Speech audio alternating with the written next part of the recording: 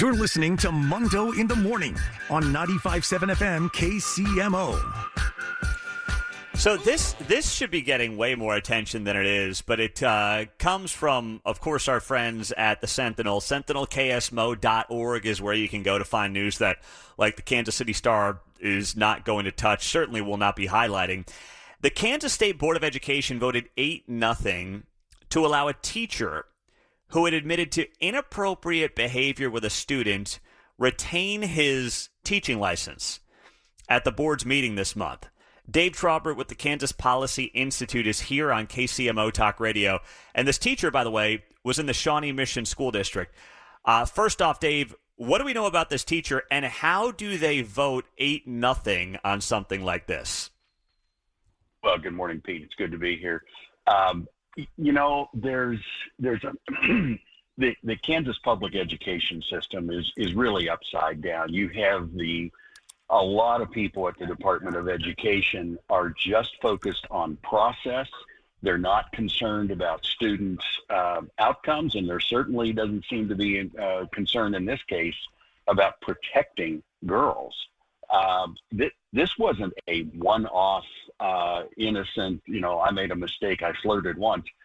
This guy admitted to sending 200 emails and 600 text messages telling this girl he can't wait until she gets out of high school so he can just be some dude and they can date. I mean, it's, the excuse given by the former general counsel to the Department of Ed was, well, he didn't have a traditional teacher training program. You don't need any training to know that adults don't flirt with kids. Do we know who this guy was?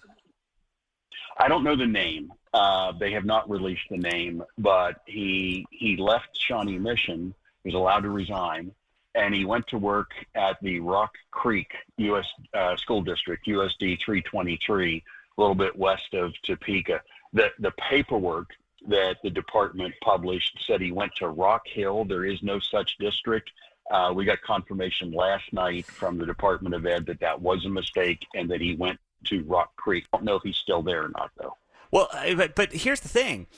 Is there a way to find out this person's name? Because I'm sorry, I have 3 daughters. If I find out that my school district, if my kids are at Rock Creek west of Topeka, and I now know that this guy got booted from Shawnee Mission or was allowed to resign from Shawnee Mission, retain his teaching license, and now can arguably go and be a predator at Rock Creek, as a parent, I sure as heck want to know about it. So is there a way to get the information?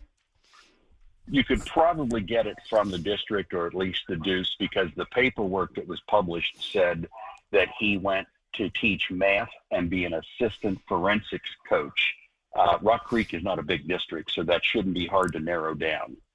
Wow. And how is that even legal? I mean, is it because they basically said this guy did nothing wrong, so they wouldn't want to sully his name? Is that the justification for not releasing it?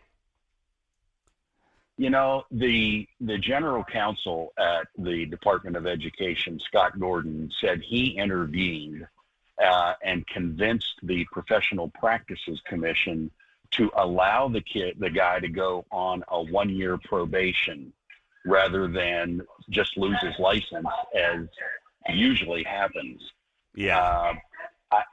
Why he did it, I don't know. He has since resigned. I don't think because of this, but he resigned from the Department of Education.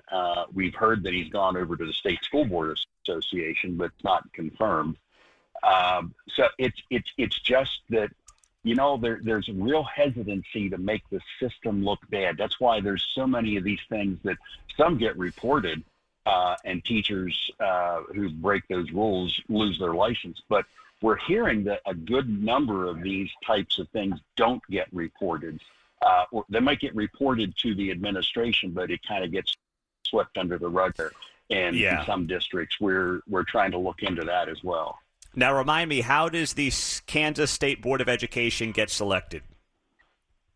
They run for office. There are, I think, 4 or 5 seats that are open this year. It's divided up amongst 10 districts in the state, so there's one representative for each district. And it hasn't mattered whether it was a Democrat or a Republican who runs their nonpartisan races, but you know which party they belong to. The problem is many of them just get consumed by the system. The systems, government systems are really good about bringing in county commissioners or school board members and saying, look, you got to be part of the team. We always have to look good. And that becomes the primary focus. And so we've had, there was a lot of 2 years ago when we went, the theory was we had a 6-3 conservative majority on the state school board, and a lot of things were going to happen. A lot of the votes have been 8-2 the other way because people who ran as conservatives went there and they just started defending the system and trying to really shut down people on the board who dared ask questions. That is wild. Last thing for you here, Dave. You've got this other story, Dave Trabert, Kansas Policy Institute. The Kansas school accreditation system should be based on academic improvement, not administrative paperwork. How is administrative paperwork getting more attention in how these school districts are judged versus, say, the actual outcome of students and the improvement of students in the classroom? Well, this goes back to making the system look good at all other cost, and no other, nothing else gets in the way of making the system good. So state law and the Constitution requires academic improvement. The State Board of Education for at least the last 10 years has approved accreditation standards that ignore academic improvement. You don't have to get better. They don't even look at it to determine whether you should be accredited. And so now, and this is all in writing, presented to the state board. Next month, they're going to vote on a recommendation that all but 2 school districts get fully accredited. The 2 are Hoxie out in western Kansas and the Lutheran schools in Topeka.